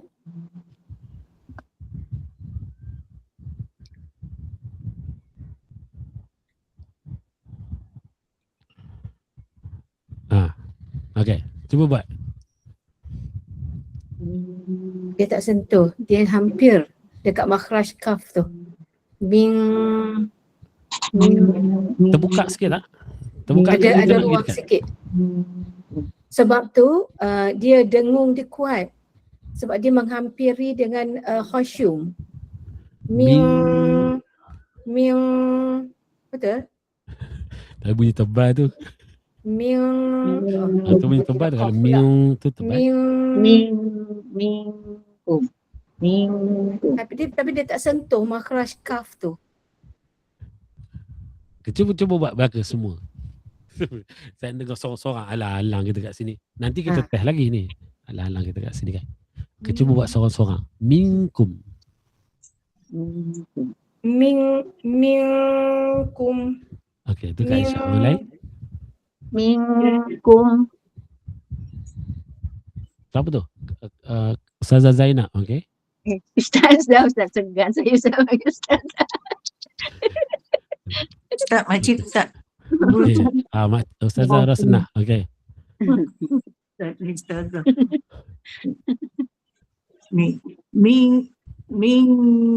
Minkum. Okey.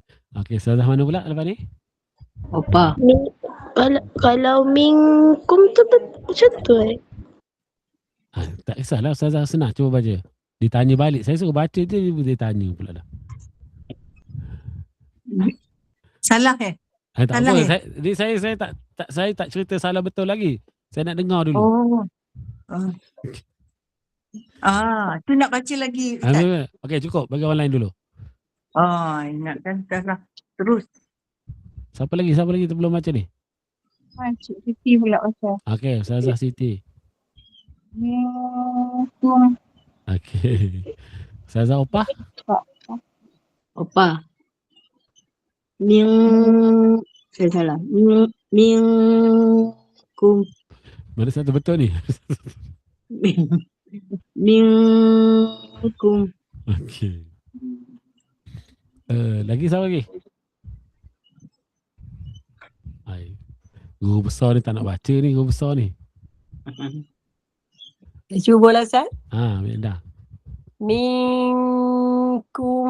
Okey. Jangan panjang mi panjang tak mau Minkum. Okey. Lagi apa lain? Minkum.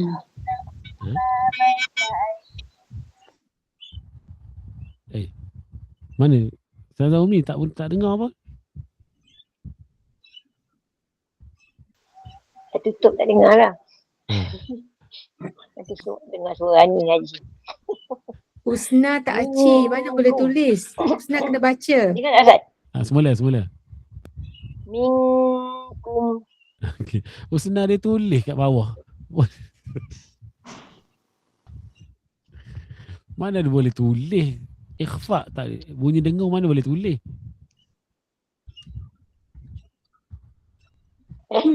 Praktikal boleh tulis pula Itulah.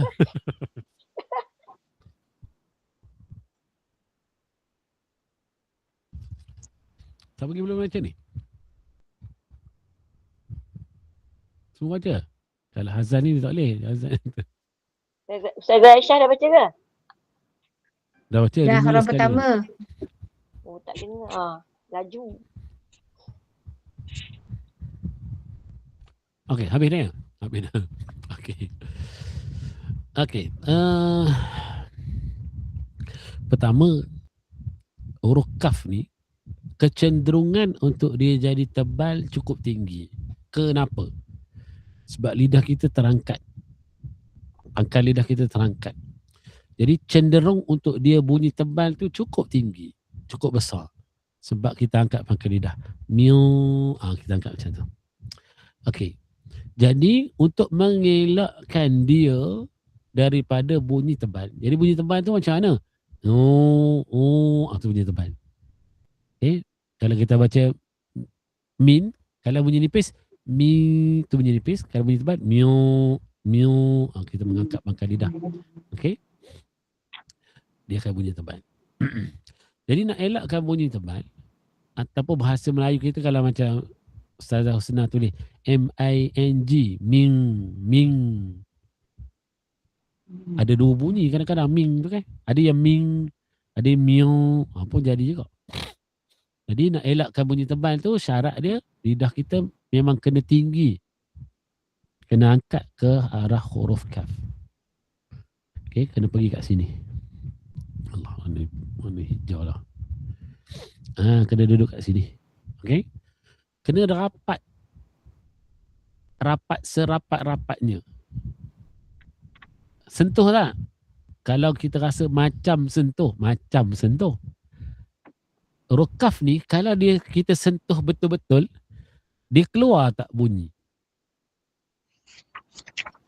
Contoh kita ambil bunyi dia mim baris bawah jumpa kaf mati. Bunyi dia macam mana?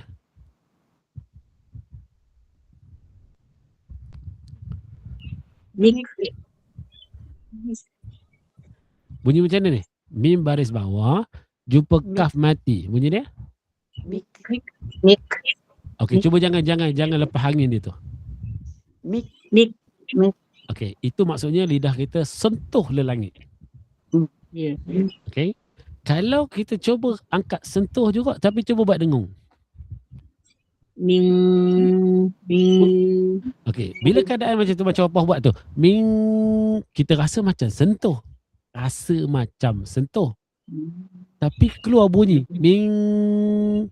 Agak-agak rapat tak lidah kita tu? Tak boleh Ustaz, kalau nak mati nak dengung tak boleh Ustaz. Cuba kat Cik Siti. Mati kan kalau macam ni. Kita macam sentuh, ni kita rasa macam sentuh. Tapi cuba buat bunyi dengung. Ming, boleh tak? Tak boleh Ustaz. Tak boleh. Maksudnya kalau rapat betul dia memang tak boleh pun. Maksudnya mesti ada rongga sikit. Baru keluar bunyi ming. Tapi lidah kita sangat rapat. Baru dapat nipis bunyi. Sebab kita nak nipiskan kaf tu kena rapat. Kalau kita buka je sikit rongga kita tu, kan, kita tinggi lidah tapi terbuka, dia akan jadi miu. Dia akan bunyi tu. Miu. Tu kenapa jadi bunyi macam tu? Sebab lidah kita mula terbuka. Okey? Jadi kena rapat, tinggi, lidah kita kena tinggi. Hampir sangat kepada, hampir kalau kita kata nak sentuh dah. Sebab kita tak ada rongga. Bila rongga je akan bunyi miu, miu, ada akan bunyi macam tu. Jadi kita punya miu,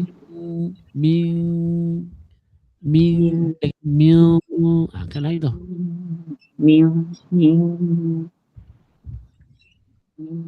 Tapi ni pergi ke ikhfa. Tapi belum, kita tak masuk lagi tajuk ikhfa ni ya. Sabar. Cuma nak tunjuk je dulu ya. Nanti mati kita praktikal satu-satu huruf. Huruf ikhfa ni kita baca satu-satu nanti. Jangan risau. Okay. Jadi nak tunjuk kat sini satu je. Ikhfa ni apa yang kena buat? Ikhfa ni kena duduk di antara dua kerja tu.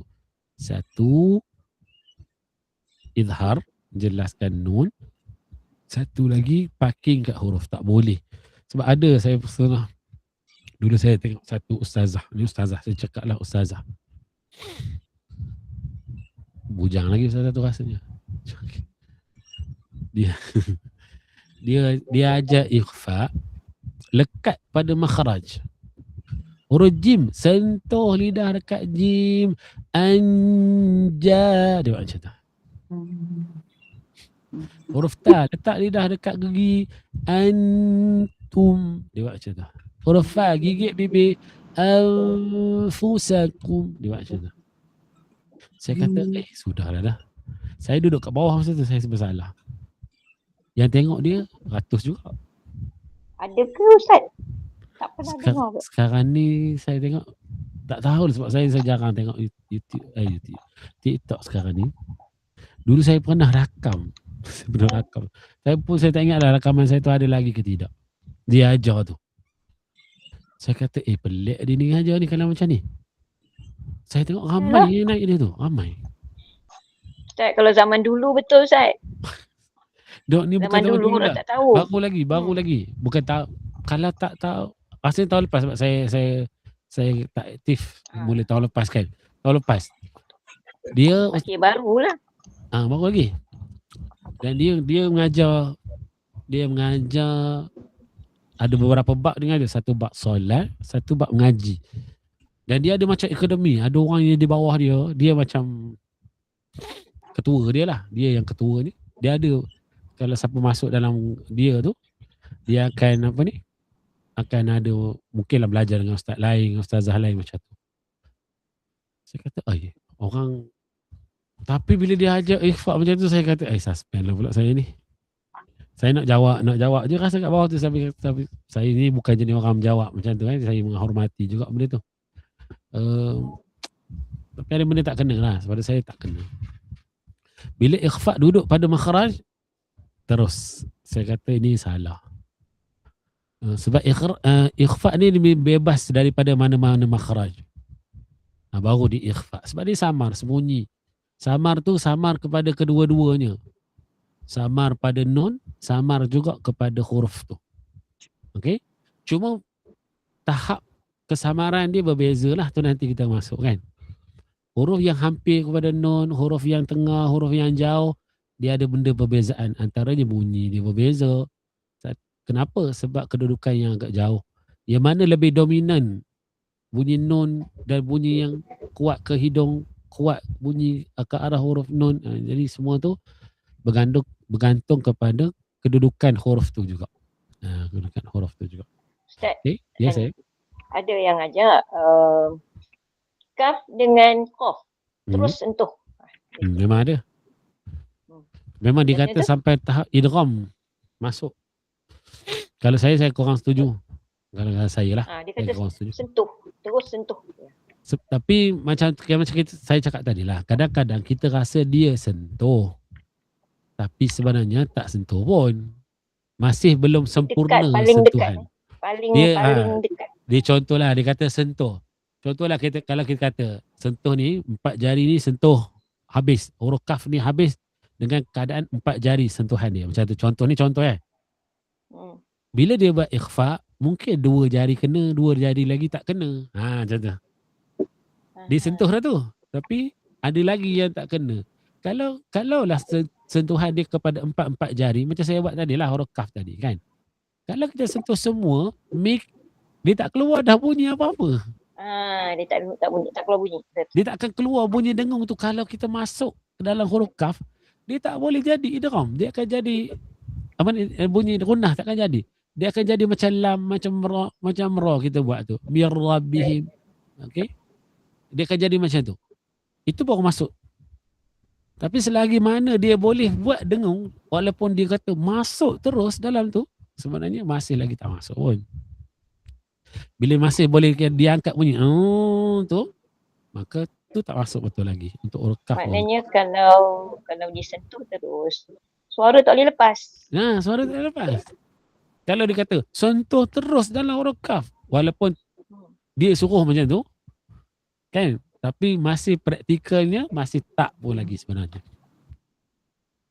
Cuma penggunaan istilah tu lah kita rasa macam tak kena lah kan. Macam tu lah. Selagi ada bunyi tu tak sentuh penuh. Selagi ada bunyi dengung, sebenarnya dia tak sentuh sempurna huruf kaf. Ya. Sebab tu huruf kaf. Kalau contoh kita buat huruf qaf kan. Okey, ni kita buat contoh kalau huruf qaf. Dengan qaf min qabli kan. Contoh min.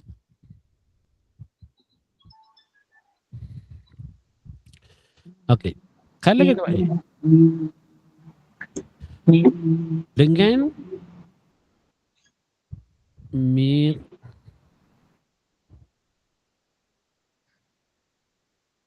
Okey. Cuba apa ni? Kalau kita bunyikan ni saja. Bunyi macam mana? Kalau qaf mati sebelumnya mim baris bawah. Mir. Okey, tanpa bunyi qalqalah. Lekat tak bunyi dia? Dekat. Lekat. Mir. Lekat kan bunyi dia? Boleh tak kita buat bunyi dengung dalam keadaan lekat tu? Cuba buat. Mana boleh. Tak keluar, takkan jadi bunyi dengung, betul? Itu baru sentuh. Itu baru idgham yang betul-betul idgham masuk. Tapi kalau dia kata masuk dalam huruf qaf dengan huruf qaf masuk betul untuk idgham. Sebenarnya tak masuk lah. Kalau bunyi lagi gunnah tu maksudnya dia tak masuk lagi. Miau dia beri. Adakah itu lekat? Tak. Itu baru memang masuk je lah. Masuk je dalam qaf secara ikhfa lah. Bukan secara kamilnya dia pada huruf qaf tu. Cuma kadang-kadang penerangan tu lah. Penerangan kita tu. Tapi kalau orang nak memudahkan orang faham je, saya rasa macam tu. Lebih kepada tu. Lebih kepada tu je lah. Nak bagi orang faham. Masuk terus dalam qaf. Minkum. Masuk. Dengan minkum tak masuk lagi dia kata. Minkum masuk dalam qaf betul. Tapi kalau betul-betul masuk tak jadi. Mikum dia akan jadi macam tu. Baru masuk. Okey, boleh situ. InsyaAllah Ustaz. Okey, Yang cuma tadi sebetulnya macam mana? Ustaz, Ming itu jauh lagi. Kalau ming tu masih jauh lagi dengan kaf tu. Mingkum. Kita akan rasa macam seolah-olah kena dah lidah kita kat langit tu. Kita rasa sebenarnya dia tak sempurna. Mingkum. Jangan buka dia. Bila kita buka je miu tu kita ada buka dia. Mingkum. Dia huruf kaf dengan qaf dia akan jadi macam tu. Kita akan rasa dia macam sentuh. Beza dengan huruf lain. Huruf fa, huruf zal, huruf sin yang tadi janganlah. Tapi tak apa tentang macam mana baca nanti untuk ikhfa ni kita akan buat saya rasa kena buat satu hari khusus ikhfa saja. Betul Ustaz. Satu hari pun tak habis dah cukup. Itu pun belum tentu lagi kan. Berserta teori dan praktikal dan juga latihan baca seorang-seorang. InsyaAllah Ustaz. Saya tak nak saya baca seorang-seorang. Saya tak nak saya baca. Nanti saya pandai. Orang lain tak pandai sebab tak baca. Okay, biar kita pandai sama-sama. Okay? Amin. Biarlah kita lambat sikit bergerak dia asalkan kita boleh baca sama-sama. Ia tu lebih baiklah pada saya daripada saya syok sendiri. Saya buat satu seminar nun mati dan sakinah. 3 jam saya cakap seorang. Lepas tu okey semua alhamdulillah kita dah pandai dah semua sebab dah habis 3 jam. Balik kosong Ustaz.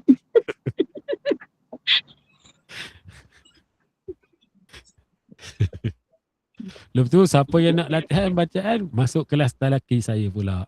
Dah masuk kelas lain pula. Ni tak ada kaitan ya. Tak saja dia tu. Nak gurau-gurau. Tapi memang talaki satu jalan lah. Satu betul.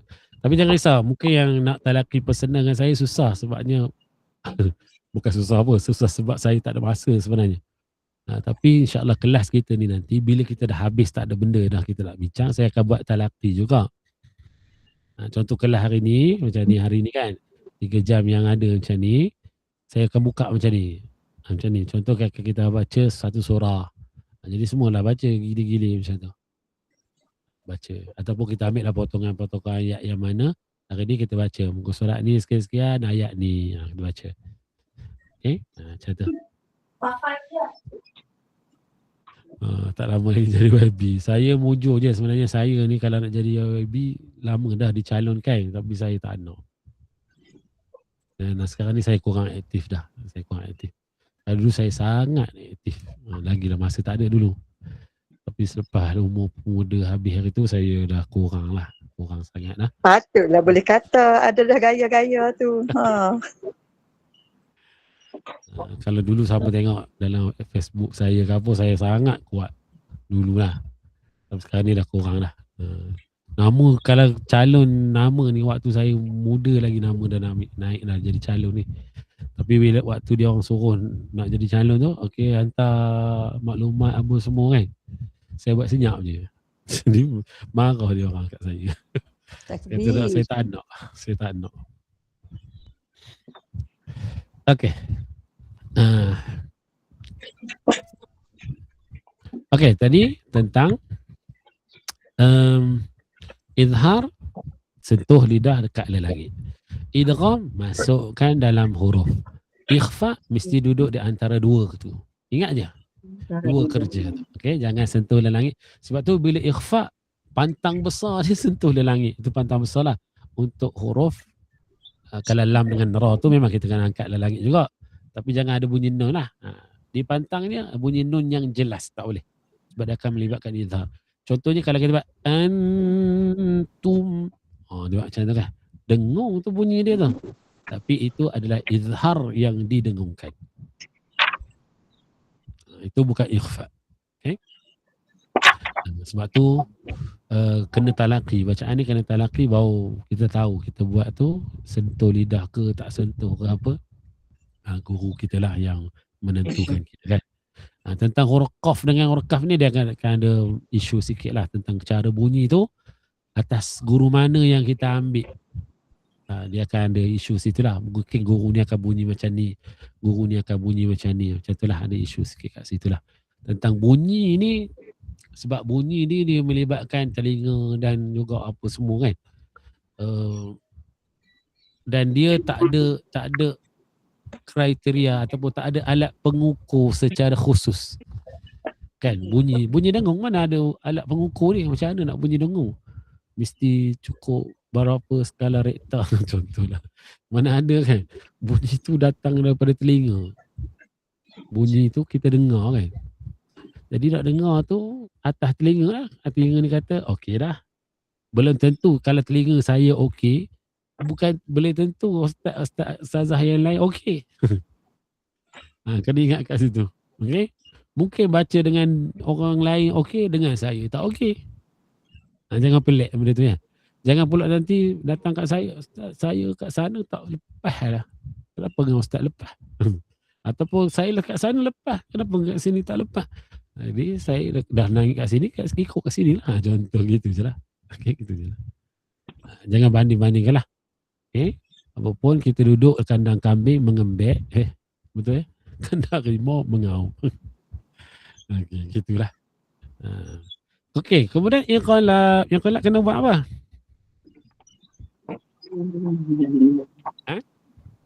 Kalau iqlaq kena buat apa?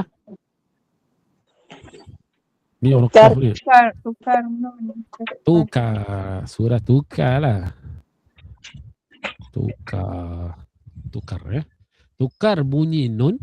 Bunyi nun ni maksudnya lidah kita sentuh le langit, tukar kepada bunyi huruf mim. Jadi bila tukar kena ada huruf mim, kena buat apa? Dengung. Bukan kena dengung. Kena dengung ni bukan huruf mim. Rapat. Kena buat apa? Kerja dia. Rapatkan kedua bibir. Kena tuluk kita tu. Tutup bibir kita. Soal nak rapat, nak buka sikit, itu cerita lain. Tapi kerja dia apa dia? Tutup mulut. Daripada Tutup angkat lidah. Tutup rapat. Tentang rapat dengan tak rapat tu, iaitu ada perselisihan pendapat. Okay, tak apa. Yang tu nanti kita masuk iqlaq, kita cerita ya. Yang ni belum masuk lagi, ni secara umum je semua ya. Jadi tukar huruf nun daripada hujung lidah sentuh le langit, tukar kepada tutup bibir antara bibir atas bibir bawah. Itu saja. Nak saya Rapat ke risau tutup Ustaz? Yang sesuai. awal Afah nak tahu ya. Tak sama Kalau saya berpegang dengan rapat.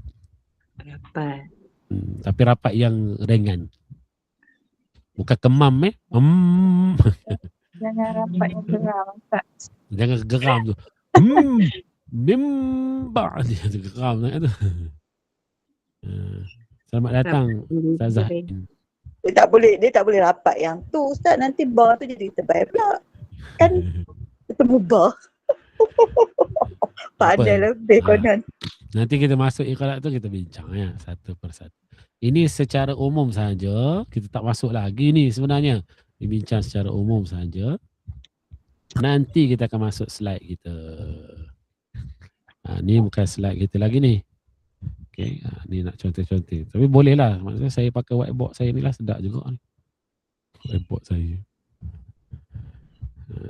Okey. Menarik.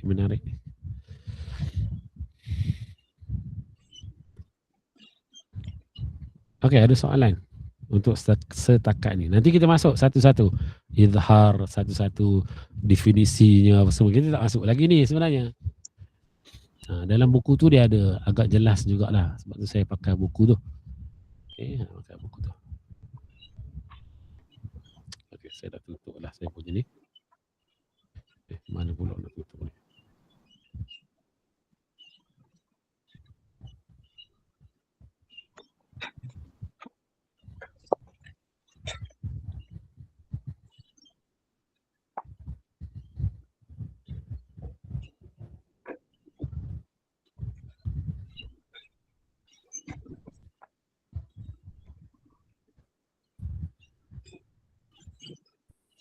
Ustaz, bacaan ikhfa syafawi dengan iqlab ni sama kan? Awal ni nak korek Ada pendapat kata sama je. Tapi isu dia sebenarnya, berkait dengan nama. Ada yang mengatakan berbeza sebab nama lah, sebab nama. Kalau iqlab, tukar. Bila tukar ni dia jelas tukar. Kan? Tukar antara nun pergi kat ba, kat mim, tukar mim terus. Itu isu dia pertama. Jadi kalau sini ada dah isu dia buka sikit mulut. Kalau kita nak bincang lah isu apa ni? Iqlab. Ada dah isu boleh kita kata kena buka berdasarkan nama. Patutnya tak Ustaz. Kan, pasal tak lah kan. Sebab dia kata tukar lah. Nun tukar pada mim. Jadi ada dah isu nak buka. Tak perlulah. Patutnya tak perlu. Itu satu. Tapi bagi ikhfa syafawi, itu isu dekat situ. Ikhfa. Bila kita kena ikhfa. Ikhfa ni, dia mesti duduk di antara izhar dengan idgham. Jadi bila izhar syafawi tutup mulut. Idgham syafawi tutup mulut. Ikhfa kena bebas daripada dua benda tu. Kat situ isu dia. Jadi itulah wujudnya furjah tu. Buka sikit. Sebab apa buka sikit? Sebab ikhfa. Kat situ isu dia. Okey. Tapi berbalik sebabnya bila kita berbalik pada talaqi ni banyak tetap kena tutup balik. Kan macam itulah. Cuma kalau saya lah, kalau tanya saya, kalau pembaca yang baca dengan saya, dia nak buka ke nak tutup ke, saya terima dua-dua. Sebab dua-dua tu ada sandaran lah. Pada saya dia ada sandaran. Kecuali benda yang tak ada sandaran lah. Macam tadi kan, ikhfa hakiki, sentuh lidah pada makhraj, tu tak ada sandaran lah. Secara khusus. Antum kan, itu tak boleh lah.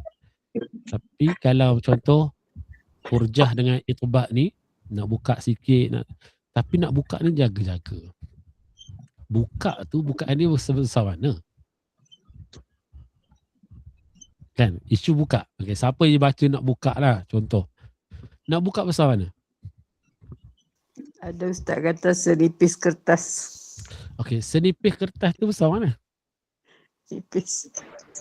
Tak terasa pun. Tak besar lah. Tak terasa Lapas Ustaz. juga.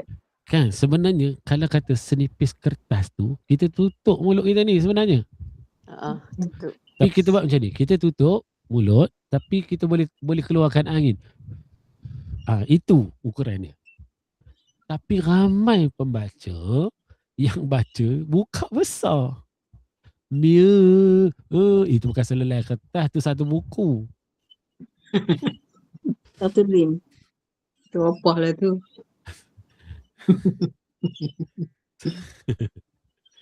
Kan? Ramai yang buat dia kata kena buka sikit selelai kertas. Cuba baca mulut dia. Bunyilah besar macam tu. Itu bukan selelai kertas. Sebab tu saya kata senang tutup. Tutup je. Apa masalah? Sebab tutup boleh. Buka sikit boleh. Jadi hak mana lebih mudah? Tutup mudah. Cuba nak buka sikit boleh tak? Boleh, tak ada masalah. Macam letak bibir. Selalu tu kata macam letak bibir kot. Macam letak apa bibir tu? Senang dia tulis apa ni? Tak pasal tak boleh keluar sana. Senipis kertas tu macam letak bibir. Dia macam ni. Kalau kita nak bayangkan macam mana selai kertas tu, kita buat macam ni je. Saya mudah je. Kita tutup pertama, tutup mulut dia, tiup angin. Tak lepas. Tak boleh keluar angin. Itu maksudnya tutup rapat. Satu lagi kita tutup juga. Tapi ada angin boleh kita tiup. Itu senipis dia. Itu sahaja ukuran dia. Tapi ramai yang buat dia buka ni. Dia buka bibir tu. Tu kenapa jadi tu? Tu lebih tu. Sebab tu kita boleh dengar bunyi sebenarnya. Kalau bunyi ini buka besar. Kita tahu. Sebab bunyi dia akan berubah. Bunyi akan berubah.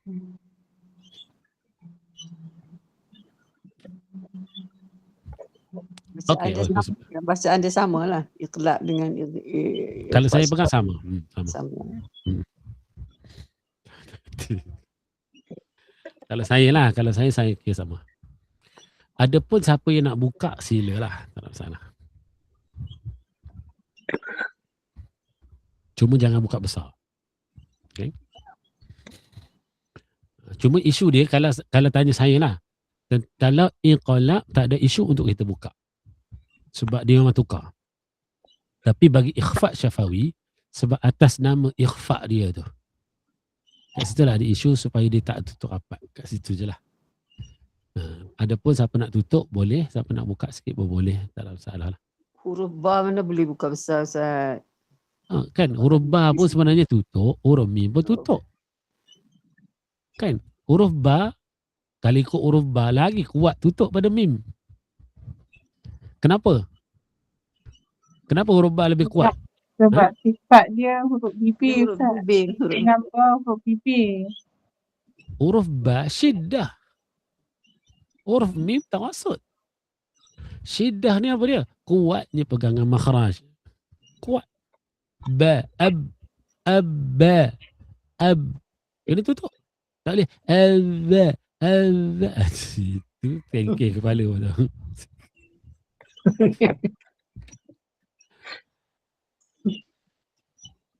Tapi saya kalau dengan remaja-remaja ni kan, saya suka je.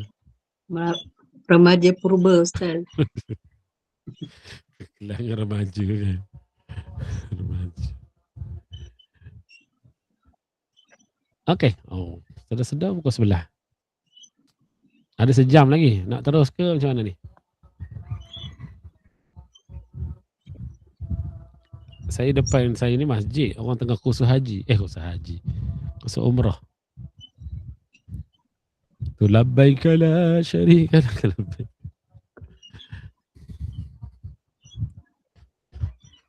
Okey. Tapi saya rasa saya nak berhenti kat sini. Bukan berhenti sebab apa? Sebab saya tak nak dia masuk banyak sangat. Biar sikit. Sepintas lalu ni dah habis dah kan? Sepintas lalu dah habis. Nanti kita masuk pada kita baru pergi kepada yang satu-satu tu nanti lah.